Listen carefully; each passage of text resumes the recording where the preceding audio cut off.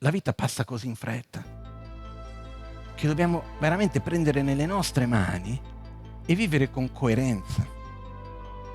Vivere con coerenza di quello che noi vogliamo essere, di quello che vogliamo che il mondo sia. E più lo facciamo, più ci trasformiamo in quella direzione. In altre parole, un po' riassumendo, è molto meglio essere un altruista artificiale che un egoista naturale. Perché tanto, no, esiste un concetto fondamentale. Il luogo più vicino per arrivare da qualunque parte è dove già ci troviamo. È inutile dire sarebbe meglio se fosse già lì. Sì, adesso sei qua. E il sentiero più veloce è quello che tu sei capace a fare.